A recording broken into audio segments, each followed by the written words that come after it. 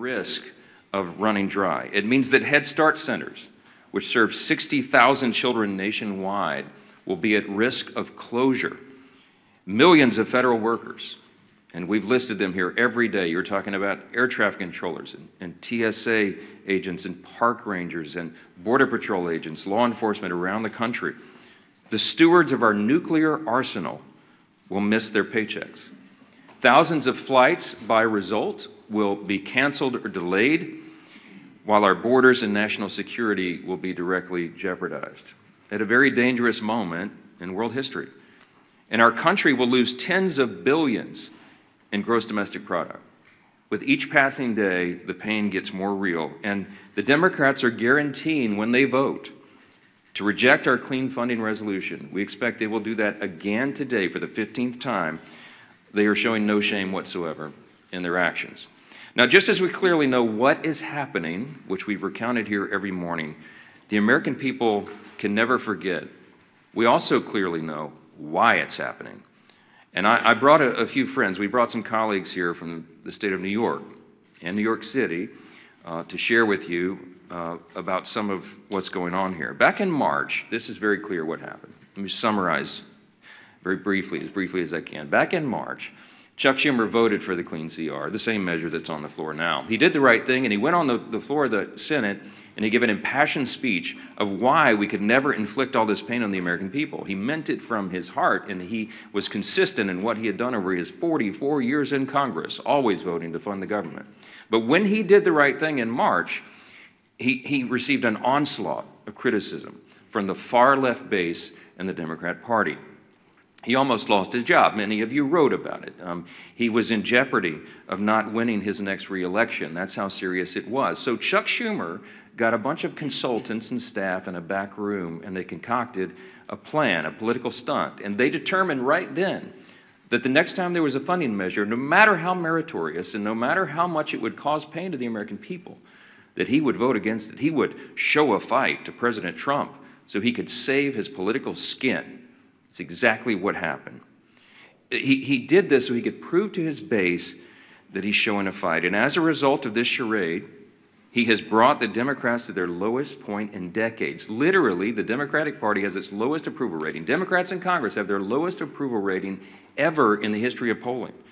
The labor unions, working class Americans, independents are fleeing his party.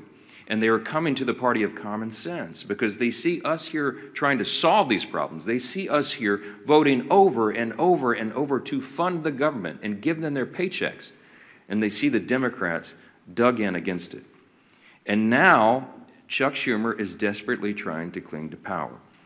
Unfortunately, when you make decisions out of fear and political desperation, you have already lost control. And the new power center in the Democrat Party is one that should frighten every common-sense American. The radical socialist wing is rising. It is led by people like AOC and Bernie Sanders. Hakeem Jeffries and Chuck Schumer know this. They're smart politicians in that way. They can feel the political winds, and they know that they have to continue to act belligerently in order to gain the favor of the far left. It's their own political survival that they had put in front of the needs of the entire country. Let me say that again. The Democrat leaders in the Senate and the House have put their own political survival in front of the needs of the American people. Exhibit A is Zohran Mamdani. New York City, America's largest city, the cradle of capitalism that has always been, is facing a real crisis right now. They've got a 34-year-old, unproven, untested socialist who looks to be the next mayor. He may well be elected. Mamdani winning New York City would be the biggest win for the Marxists, the socialists, in the history of this country. We have, to this point, in nearly 250 years, been able to hold off those kinds of ideas. We've been able to cling to the foundational principles of America, the ideas of individual freedom and limited government and the rule of law and peace through strength and fiscal responsibility and free markets and human dignity. All those things are in jeopardy when the Marxists take over. And it's the clearest sign yet that the Democrats' radical Marxist wing is winning the battle for control of their party. Look at where the energy is. This should be alarming to everyone around the country. Mamdani has, of course, called to defund the police, to abolish all prisons, to to legalize prostitution. He lambasted the New York PD, the New York Police Department as a racist system.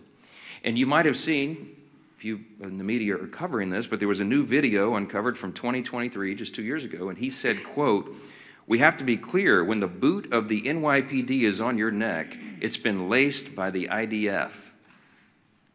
Look, it's a unique talent to merge one's loathing for American law enforcement with their loathing for the Jewish people. But this guy's, he's managed to do it. New York is just the tip of the iceberg. It's not isolated to America's largest city. It's other cities as well. Look at Seattle, where the leading candidate for mayor is an open socialist. Look at Minneapolis, where the sitting socialist mayor is facing a challenge from his left flank. And look here in Congress, where we have our own wing of Marxist acolytes serving here. Amazingly, the media is criticizing Republicans for fixating on Mamdani. I read some of that yesterday. This socialist uprising is something that we have a responsibility to call out and sound the alarms. That's what elected representatives of the people are supposed to do, and we take that responsibility seriously. And obviously, Mamdani is a big issue here in the halls of Congress. Why? Because the second highest ranked Democrat in the country, Leader Jeffries, endorsed him. They're making Mamdani a mainstream Democrat now, and this party has left the people. Of course, the press wants us to ignore Mamdani. Here it's an embarrassment because most of the press is on the side of the Democrats. They don't want us to talk about that, but we have to. Because by endorsing Mamdani, Hakeem Jeffries has endorsed and co-owned his positions, his past statements, his Marxist playbook, and everything else that that guy espouses. And so too does every single House Democrat who will be inviting their leader, Jeffries, to their campaigns and to their districts next year. Every single one of them at every campaign stop should be asked, what do you think about Mamdani? What do you think about his positions? While House Democrats court Marxists in New York, Senate Democrats have chosen to shut down the government over a totally clean, nonpartisan CR. It's the first time in history, in the history of this country, that any party has done that, has chosen, had the audacity to shut the government down over a totally clean, nonpartisan funding measure. They're bowing to the demands of their far-left base, and no one can deny that. The facts are very clear. The American people are intelligent. They understand what's happening here. We pray that the Democrats, at least a handful of centrists, if there are any moderates left in the Democrat Party in the Senate, we pray that they will come to their senses and they will do the right thing by the American people, that they will stop all the pain and that they will reopen the government. As I mentioned on Saturday, things are going to become very dire. There is one way out of this, the easy way, the obvious way, and that is for the Democrats to do their job and vote for the CR. Now, I mentioned we brought some of our good friends and colleagues here from New York to talk about the mess that the Democrats have created in the Empire State. Now, why are we focusing on New York? Because, again, it's a bellwether for the rest of the nation. If you're watching at home, you need to understand the dynamics of what's happening in New York, because you have to ensure that it doesn't happen in your city, in your town, in your state. And these folks are watching this, and they're fighting it. Our Republicans in New York are trying to hold the line. They're trying to defend what is great about this extraordinary and exceptional nation that we have. But they have a lot of headwinds. And they're here to share how this reckless shutdown is impacting everyday New Yorkers. And I'm delighted to bring up to the podium, before we get our leadership reports here, one of my dear friends and colleagues and classmates back from the 115th Congress when we came in as freshmen together, Congresswoman Claudia Tenney, who is from the 22nd District of New York. She does an extraordinary job here for her state and for the country. Claudia, go ahead. Thank you so much, Mr. Speaker, and my colleagues. I actually hail from the 24th District, a little bit of we've had some redistricting in upstate New York a couple of times. But I just want to say good morning and thank you again to my colleagues for being here. This is really important. And I wish I could say that I am surprised by what we're witnessing, but this is exactly what happens when the Democratic Party surrenders to its most radical fringe. Chuck Schumer and Hakeem Jeffries lack the political courage to stand up to the Marxist, anti-Semitic, anti-law enforcement base led by Mamdani now, AOC, and Bernie Sanders. Schumer and Jeffries are both weak leaders from New York, and specifically New York City, where they have never had to face serious political opposition and have enjoyed nothing but glowing praise from their friends in the media. They are ill-suited to lead the Democratic Party at the national level, which is on dramatic display with each passing day of this tragic shutdown. They have traded true leadership for appeasement, responsibility for disorder, and principle for political survival. This shutdown is their choice. They've surrendered to radicals funded by dark money groups pushing anti-police, anti-Israel, anti-American garbage. Now the country is paying the price. I served with Hakeem Jeffries in the New York State Legislature. He sat right next to me. I've seen this playbook before, as have my colleagues in New York who also served in the legislature. It is the same corrupt Albany routine. Reward insiders, punish taxpayers, and blame everybody else. Today, it is something far worse. A movement run by socialist, Marxist activists. I don't like to call them socialists, they're really Marxist, and extremist networks, and they have hijacked the Democratic Party. And as the speaker pointed out, just look at Zohran Mamdani, a member of the State Assembly, by the way. He actually defeated a fairly liberal member of the Assembly, who is, in a narrow election, but there he is in the State Assembly. He is the face of the new far-left coalition, and make no mistake about it, the new leader of the New York Democratic Party. His campaign is not grassroots. It's bankrolled by Soros money, radical clerics, and communists working together to push a Marxist agenda in America's largest city. Schumer and Jeffries will not stand up to this movement. We've seen this because, as the speaker pointed out, they're terrified of it. They have built their political survival on appeasing the far left, and now our entire country is being held hostage by it. They cannot open the government without angering the radicals who radically run their party. The Democratic Party is now controlled, as I said, by the Marxist activists, dark money donors. This is not a grassroots effort. And an anti-American ideology is dominating this. And they would rather destroy the system than to lose power. And unfortunately, Leader Jeffries and Leader Schumer are just succumbing to this. New Yorkers are already paying the price, and we have been paying the price. From Albany's Medicaid for Illegal scheme to Mamdani's socialist city agenda, working families are being crushed under taxes, mandates, and ideology. And if we don't stand up, the damage will not end at the Hudson. It will reach every corner of upstate New York and across this country. We are here to fight for the men and women who build, farm, serve, and raise families across New York and our nation. They are the backbone of this nation, and they deserve a government that works for them, not the political insiders who have created this mess. So my message to Chuck Schumer and Hakeem Jeffries is simple. Stop playing games. Stop bowing to this mob and reopen our government.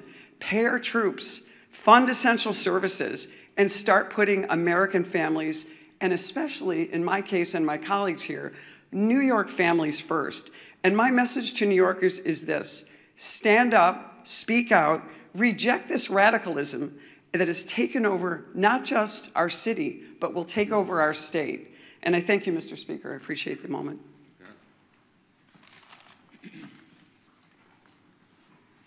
Well, thank you, Claudia, and my other colleagues from New York for coming. And it's so sad to see what's happened to that great state of New York.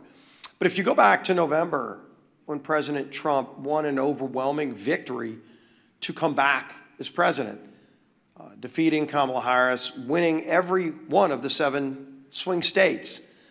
In those months after, what you saw was this internal conflict within the Democrat Party. Who is the head of the Democrat Party? You heard it over and over. Some people are trying to raise their hand, a very, very weak bench of failed leaders, primarily, governors from failed states, wanting to jump ahead of everybody else and claim the title. And yet, as the Democrat Party stayed that rudderless ship for months and months, because of this perfect storm, that the two top Democrat leaders in the House and Senate both hail from the state of New York.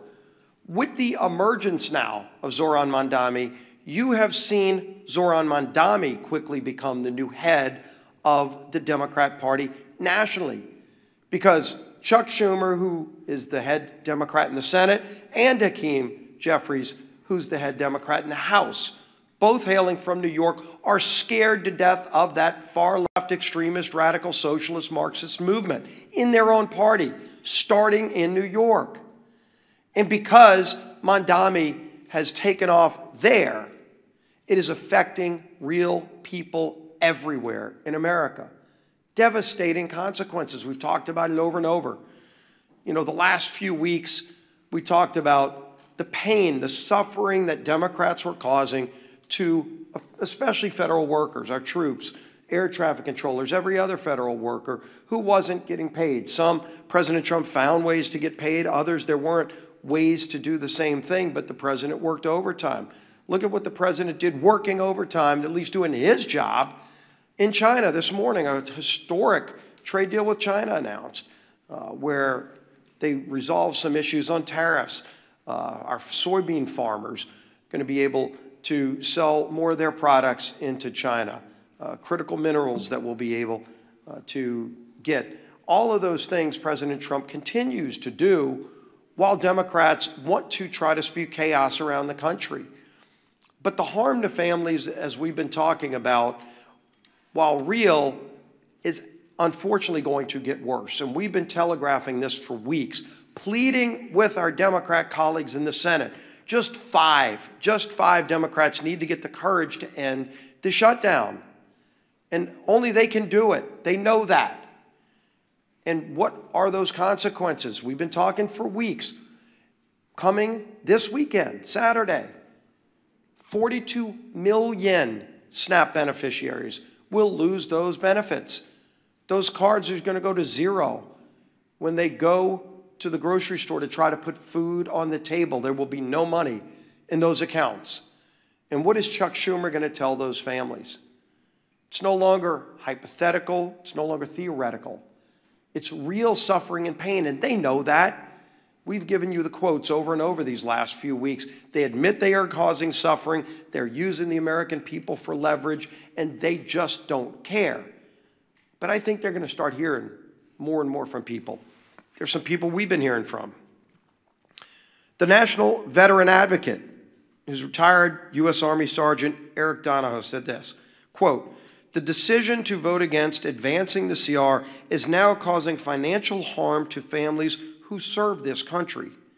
He went on to say, quote, "When I spoke with Democratic staffers that I know they called this shutdown a political opportunity. They think the more Americans hurt, the more power they gain. They even bragged about it," Donahoe said. Quote, "This isn't a headline to us. It's rent, it's groceries, it's mental health, it's stability." And of course, you've heard just a few days ago, we had the National Air Traffic Controllers Association and the American Federation of Government Employees demanding that Democrats pass the clean CR. More and more, you're seeing this growing chorus of people from all corners, including Democrat corners, telling their own party leaders, stop this madness, end the madness, and vote to open the government. But again, this weekend, it gets even more painful, more suffering that they will impose if they keep this madness up. And so I'm going to try to find 5 Democrat senators. It's all we need is 5. So let's start with John Ossoff in Georgia. Starting this weekend, over 1.3 million enrollees in SNAP in his home state of Georgia lose their benefits. 1.3 million, Senator. What are you going to tell those families if you vote no today? If you vote to take their food away this weekend? That's what your vote means today.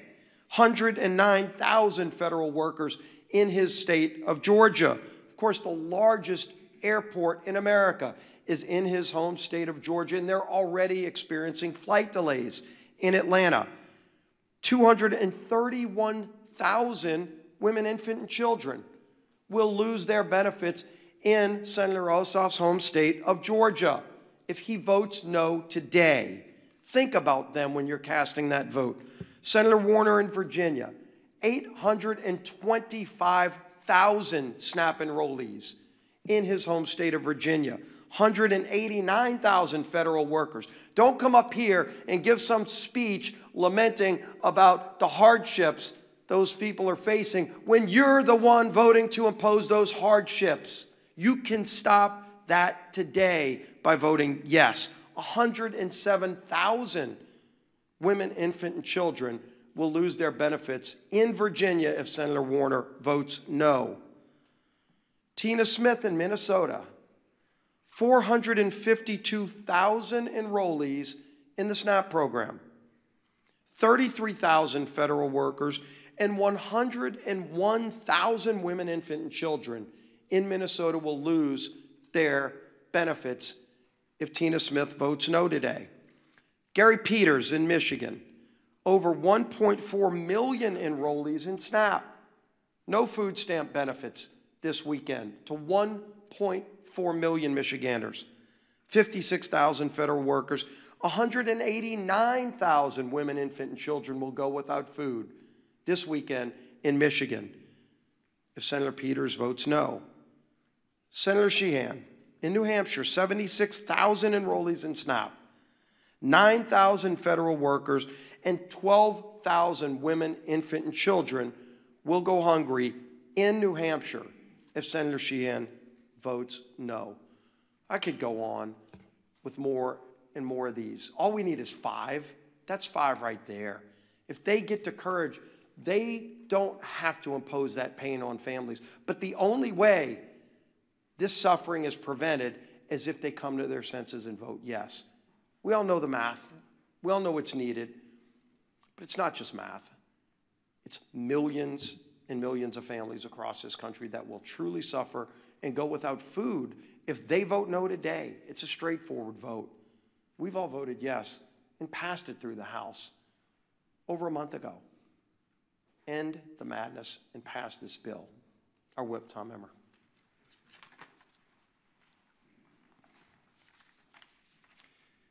We are officially 30 days into the Democrats' needless government shutdown. 30 days that millions of federal workers have gone without a paycheck. 30 days that critical telehealth services and in-home hospital care programs have been put on pause for the vulnerable Americans who need it most.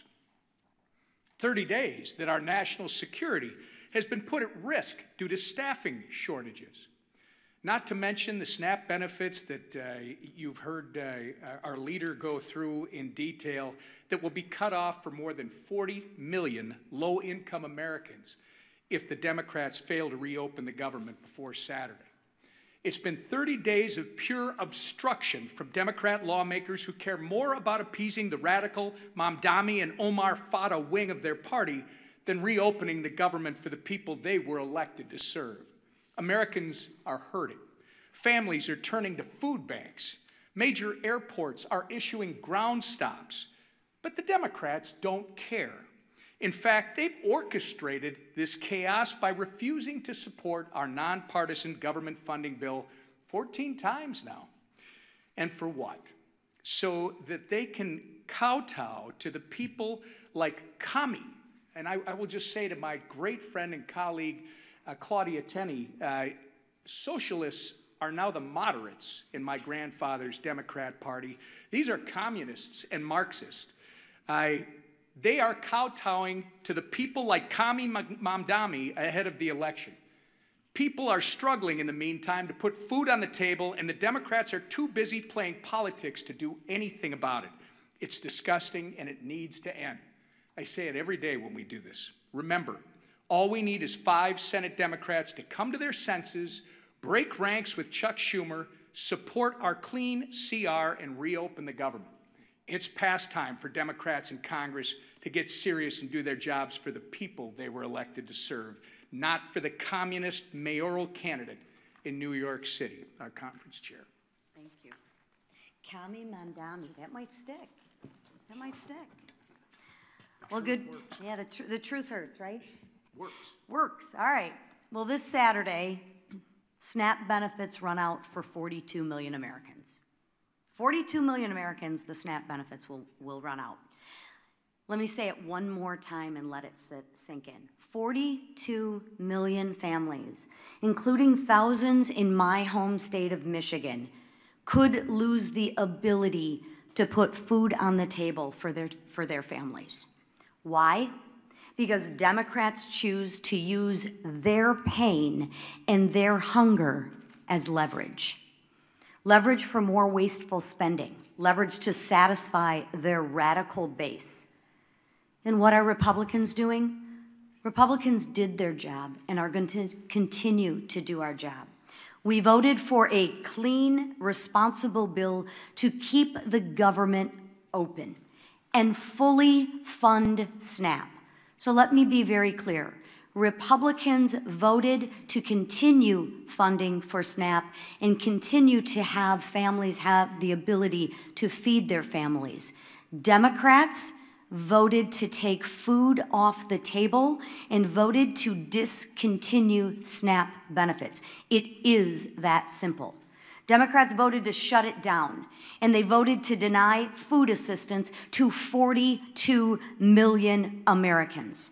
And they voted that way more than a dozen times. Just so y'all didn't get confused, they wanted to make sure that they rubbed it in your face more than a dozen times that they wanted to stop the SNAP benefits. Not just once, not just twice, they wanted to make doggone sure you knew they voted more than a dozen times to kill the SNAP benefits, to take food off your table.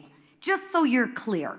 And let's remember, they did it, and let's make sure that we don't forget, and let's make sure we remind them who voted to keep food on the table and who voted to take food off the table. Because at some point in time, they're going to reverse what they're talking about and do what they normally do, and that's try and blame us. But let's hold them accountable for once to the votes that they've taken. I can assure you I will. I met one of these recipients last weekend while I was volunteering at a food bank in St. Clair County. His name was Jim. Jim's wife is a teacher, and he's a retired auto worker. They rely on SNAP to help cover the cost of groceries. Jim waited in line for more than 3 hours because he knows he won't be getting his benefits. That's what he told me. But you know what he told me? I thought this was very insightful. He told me, thank you. He told me, thank you for all you're doing to keep the government open. He also told me to please talk to our senators and ask them, since they voted and they campaigned on being moderates and reaching across the aisle, to fulfill their campaign promises and stop using families like Jim as leverage and care about the people that they were elected to represent. I also spoke with a woman who recently lost her husband. She's now raising her grandkids and told me she's never needed help before, but now she's struggling to afford groceries. These are real people struggling, real people that Republicans are actually fighting for, and real people that I am fighting for. Jim is not leverage. Jim is a person with a family to feed. Open up the government and stop using Jim and his family as leverage to kowtow to your radical political base. Do what you know is right and what you have said is right, and open up the government. A farmer back home once told me, when you're not hungry, you have a lot of problems. When you're hungry, you have one. Right now, families on SNAP have a problem. And that problem should never, ever be used as political leverage. So Republicans, we're going to keep on working, and we're going to keep on fighting. And you know what? We will keep showing up. And while we keep demanding that Democrats stop using suffering Americans as pawns in their political games, I implore my two senators, do what you said you were going to do. Do what you said that you are. You've reached across the aisle. You're moderates. You care about people. Well, show that in your actions and vote for a clean CR for families like Jim who you represent. Please, they are counting on you. And every no vote means that you are keeping food from their table. So please, it is time to pass the clean CR and actually put the people who you represent, Americans, first. Thank you. We'll take a few questions. I just want to thank again our colleagues from New York, LaLota and Lawler, Garbarino, Langworthy and Tenney. It's a difficult job to hold the line in that state, but they do it very, very well, and we're grateful they're there, and that there are so many common sense New Yorkers who still believe in freedom and in the greatness of America, and they keep sending us patriots like this to do the job. So we'll take a few questions. Yes, sir. Second row. Thanks, Mr. Speaker. During the last shutdown in 2019, it was the first Trump administration, and they made sure that in the second month of the shutdown, SNAP benefits would go out. They had them sent early. Why do you think they shouldn't do that this time? Well, the president, this administration has done exactly what he did in the first term, and that is bend over backwards to make sure that we mitigate the harm. We explained here yesterday that any administration in a shutdown scenario has figuratively a control panel of pain dials. In the Obama administration, 2013, when they shut it down, they turned all the dials to 10. They wanted it to hurt, and so remember, famously, they put the yellow crime tape around the World War II memorial and prevented aging veterans from going and visiting these landmarks. They made it hurt. President Trump has done exactly the opposite. I mean, he's done everything he can. He's ordered all of his cabinet secretaries to mitigate the harm. So, for example, as you know, with WIC funding, they found a way to fund that with tariff revenue. We found a way to pay the troops once already in October, hopefully at the end of this month by moving money around. But it's very difficult to do. Those are not inexhaustible funds. When it comes to SNAP, some of the Democrats have argued that you can use this contingency fund, but the truth is there's no legal mechanism to do it. Unlike with WIC funding that was attached to a 1930s era statute that was related to tariff funds because it was related to nutrition and food coming over the border, there's no such legal avenue to give SNAP funding now. It doesn't exist. The problem is the contingency and the authority to do that was voted down in the CR when the Democrats themselves did it. So the president has lamented this. He has informed USDA and everybody. Do as best you can, but the money doesn't exist to do it. The simplest way to end the pain and the simplest way to make this stop is for the Democrats to do the obvious and right thing and vote for the nonpartisan funding measure so that we can turn everything back on. Then we will get back here, and then we will debate all these other extraneous issues. But right now, the first job of the government is to keep it in operation and take care of the people who depend upon all these services we've articulated today. It's nonsense, and it has to end, and you should be asking them the tough questions, why they're willing to inflict this pain on the people for their partisan political purposes. Yes, ma'am.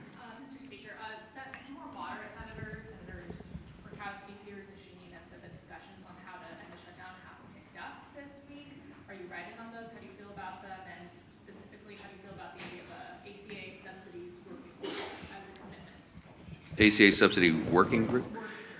Look, I'm not surprised that the conversations are turning up in earnest. I mean, when you're talking about the handful of centrists and moderates that are there, they feel the pressure of this. You have all the major unions now coming out, as we've noted, demanding that they do the right thing and get the paychecks flowing again. You have flights being delayed and canceled. It harms people on their nutrition and their food and everything else. And so this is not a surprise to us.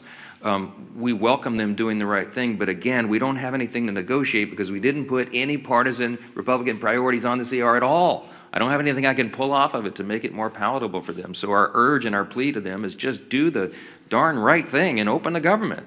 And then we'll figure all the rest of these things out. We were always scheduled. We were always planning to have the debate about the COVID-era subsidies and all these other issues in October, November, December. The COVID-era subsidies don't expire until the end of December. There are all sorts of discussions going on about that, all kinds of ideas.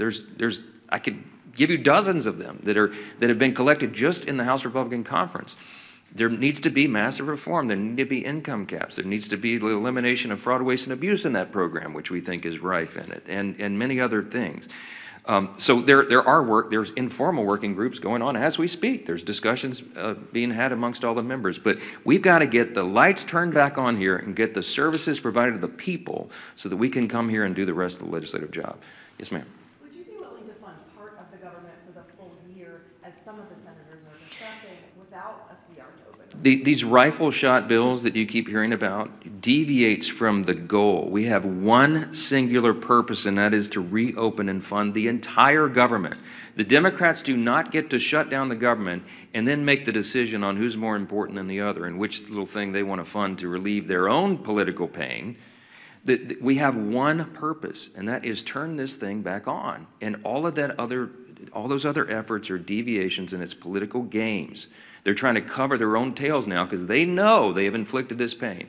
I'm going to remind you again 14 times. I bring my chart in every day. I'll bring it back tomorrow because I want everybody to remember. Republicans have voted 14 times to fund the government, and the Democrats have voted 14 times to close it. They are imposing the pain, and now they're feeling a little pain themselves because people are starting to let them hear about it. They better do the right thing. That's all we can say. Yes, ma'am.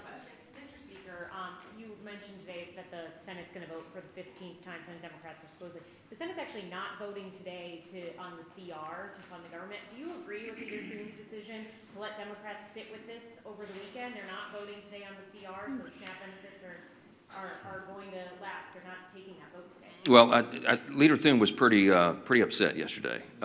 We've all seen the video.